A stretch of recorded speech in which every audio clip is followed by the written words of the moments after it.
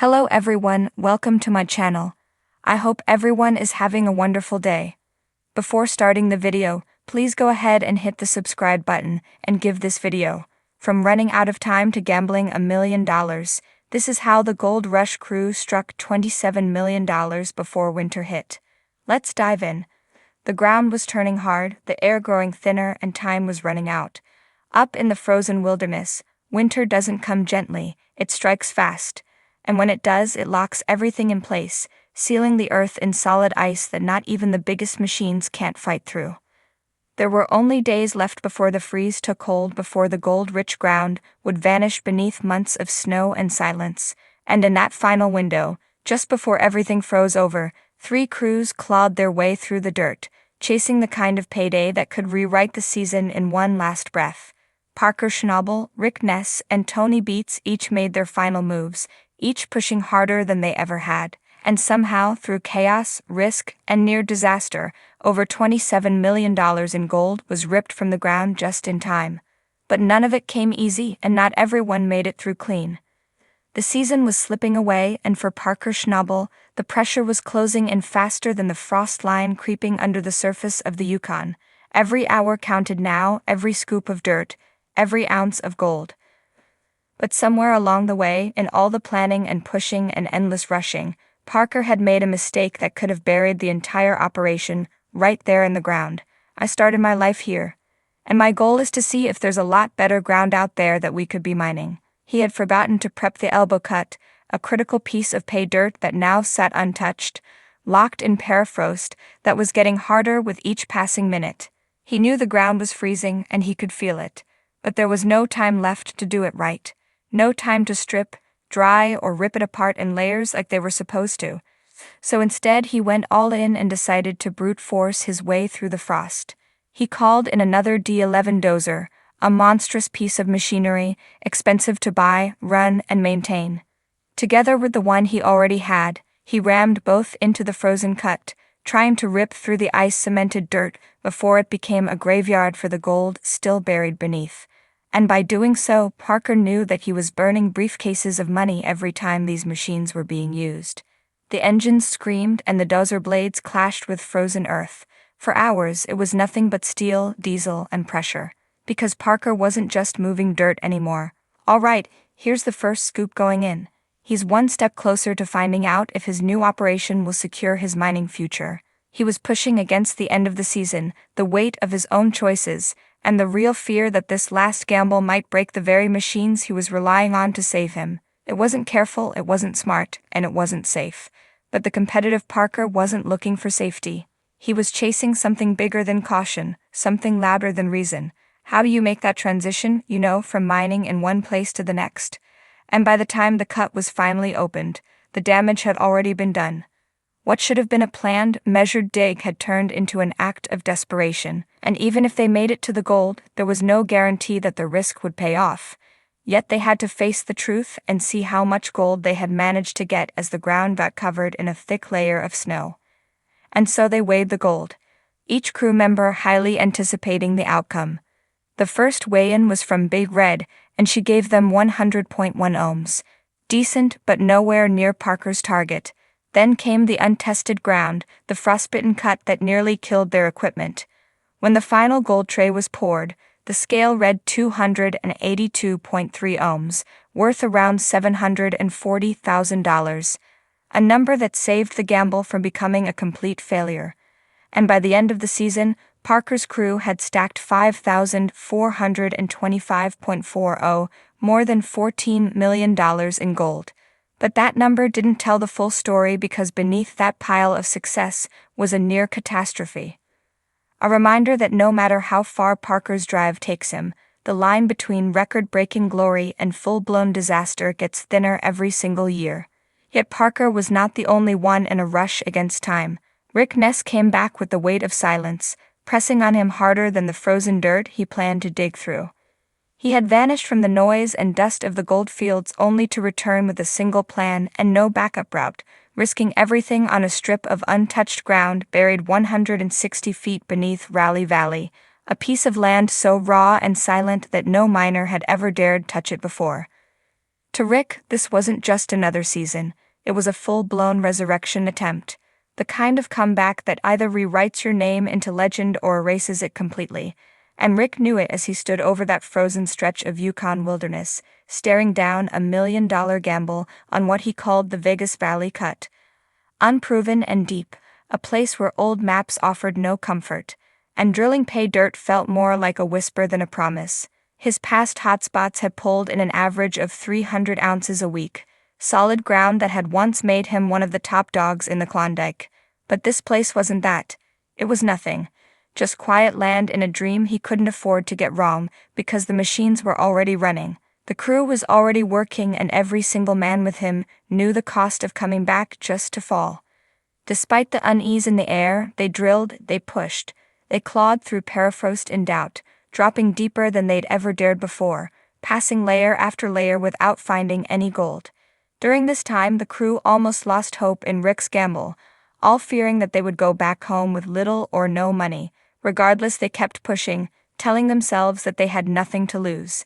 Well, except Rick. Finally, the test trays came up.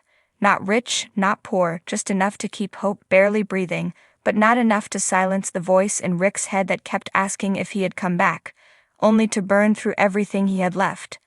The first run from that untested ground came in at 256.70, not the kind of number that made headlines, but enough to remind Rick that there was still something buried down there worth fighting for.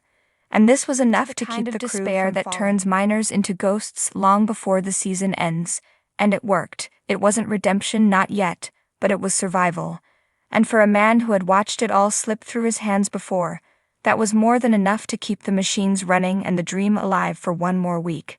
But in these moments of desperation, not everyone was having a tough time.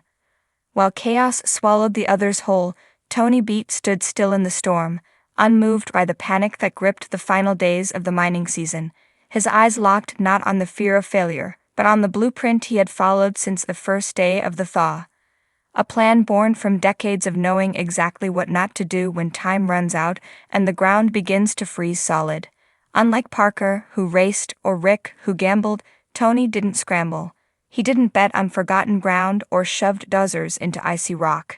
He simply kept the rhythm going, running multiple plants across his claim like synchronized piers, in an engine that refused to stop.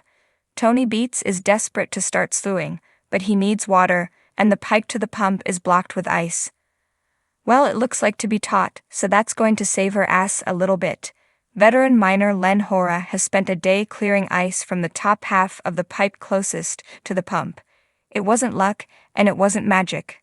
It was a cold, calculated strategy that said, if you keep dirt moving, gold will follow.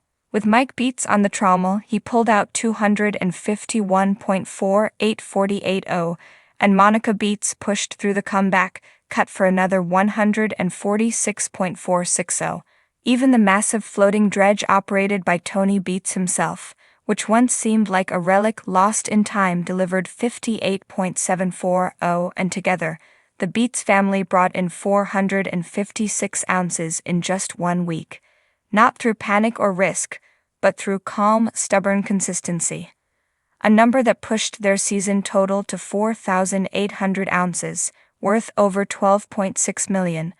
While others cracked under pressure or pushed themselves to the edge, Tony's crew moved through frozen ground like it wasn't even there, unfazed by the ticking clock or the biting cold. This proved that in a season built on pressure and missteps, sometimes the only way to survive is to never play the chaos game at all. But even Tony himself has not been immune to the unforgiving and unpredictable nature of the mining business. In one of his mining operations, Tony had a serious challenge on his hands. The pipe to the pump that provided water to the slewing operation had been blocked with ice, completely stopping their sluicing progress. Tony called in his trusted team, including veteran miner Len Hoekstra, to tackle the problem. Len spent an entire day steaming the top half of the pipe to clear the ice near the pump. "We've got to see how far we can go," Tony said as he directed Len to test the pipe further down through an access vent. "Hey, Len. Yeah, you're a super steamer." "Okay," he just shot the whole pipe through. "Yeah, that works." Unfortunately, Tony quickly discovered that the lower end of the pipe was also frozen solid. Clearing it could take Len another 12 hours, a delay that would cost Tony a staggering $36,000 in wages, fuel, and lost gold production. Tony couldn't have this. He was determined to find a faster solution. He decided to increase the water pressure in the pipe by opening a channel to the river. This would raise the water level in the pond by 15 feet, increasing the pressure on the ice by 7 pounds per square inch. If that worked, they would be back in business. He instructed his team to open the channel. It was a bold move, and everyone held their breath as they waited to see if it would work. "We'll make it all work somehow. Well, once we get the water to go through it by itself, then that will cut the last of the ice out. All we need is a little hole to get started, and then bingo, we would be in business." As the pressure built up, the ice finally gave way and water started flowing freely through the pipe. "Bingo!" Tony exclaimed, looking rather relieved. The frozen blockage was cleared, and they were finally ready to fire up the pump. With the water flowing again, Tony's team could get back to the most important task of sending pay dirt to the wash plant. The clock was ticking, but they were back in the game. Over at the wash plant, Tony's team worked tirelessly to get the 30-year-old trommel turning. The entire Beets family worked together, trying the best they could to get the most gold in the shortest time possible. As the water pump roared to life, Tony could finally see the fruits of their labor. Seeing the cell boxes filled with dirty water, Tony was very pleased since it signaled the start of their mining operation. To send water to the wash plant, they need their frozen pipes clear of ice. It was a small win, but it wouldn't last because in another season, Tony's score was so low that he had to find another area to mine. One time at Paradise Hill, Tony was trying to make big moves as always. It was 3 weeks into the season, and things weren't going as planned. No gold was coming in, and the situation was becoming worse considering the bills he was expected to pay to fund his mining operations. So Tony made the tough call to put the Paradise Hill operation on hold and move 40 miles away to his Indian River claims. When they left there, the whole area was already stripped and ready to go. "However, we got a partial license to go mining the Indian River. We have most of the ground stripped for a month. We pick up $1 million or $2 or $3. Bengal dumped Tony's lifeline of an amended water license allows him to return to his Indian River claims, and so to make enough money to continue funding the mining operations and paying his crew members. All they needed to do was take a little off and get slewing. It seemed like a solid plan, but the Indian River claims hadn't always been smooth sailing. A few years ago, the Beets family lost their license to mine there. At the time, it was simple. No permit, no mining, but now with permission granted again, Tony was ready to give his family a much-needed source of income. As expected, the move wasn't easy. Tony's operation had to be relocated. To make matters worse, heavy equipment, workers, and everything in Tony's camp had to be moved. "It's almost like starting from zero," one crew member said. But Tony wasn't one to back down. "Let's get everything set up and make this happen," he urged. "Let's go. Let's make this happening. Hurry up to get on the gold." Tony is moving their entire operation back to the Indian River. Not everything went smoothly though. There were hiccups along the way, from equipment malfunctions to misplaced blocks causing delays. At one point, frustration boiled over when they had to start from scratch after a snapped cable slowed them down. But the crew had no option but to keep pushing forward. Tony's son Kevin wasn't around for the move, which meant others had to step up. Luckily, Mike and a few others filled the gap, doing their best to keep things running, and Tony kept the momentum going, barking orders and rallying the team. This would continue as Tony's grit, hard work, and leadership skills made him and his crew a lot of money. Yet, nothing feels better than hard work meeting luck. One time in the remote Yukon wilderness, Tony received a lead about an abandoned mobile trommel deep in the forest. Recognizing the potential to boost his mining season, he decided to invest approximately $400,000 to get the trommel operational again. This move was not only influenced by the price of gold, but also by the urgent need to boost productivity and ensure a successful mining season despite the setbacks. Unlike the stationary dredges that had to be assembled and rooted in one place, the trommel was an actual moving wash plant. This 35-ton machine was designed and built 30 years before Beets found it by a maverick gold miner. This beauty had a 40-foot drum and ran on wheels, but it had only worked for one season before being abandoned. Knowing its value, Beats did not regret buying it. Upon reaching where the machine was, Beats was impressed by its design and what he knew it could do. "He's got a lead on a mobile wash plant. Oh, you seen that there, Kevin?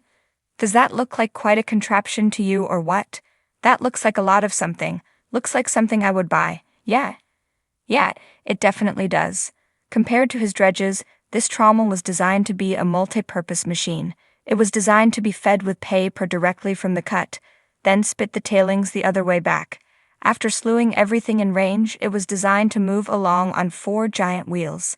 After a quick examination by a technician, it was declared that the machine still had a high probability of working. To Beats, it had to work since he had invested quite the amount. But if it did not work out, he was still comfortable with the loss. But how could they move that vast mass from the middle of the jungle and across a river? Back at Beats' Paradise Hill camp, Len pulled together a 7-man crew and a massive convoy of equipment to pull the trommel back over the 100 meters of mountain road and dirt track. To do this, Beats had to shut down his operation until he got back, a move that cost him over millions.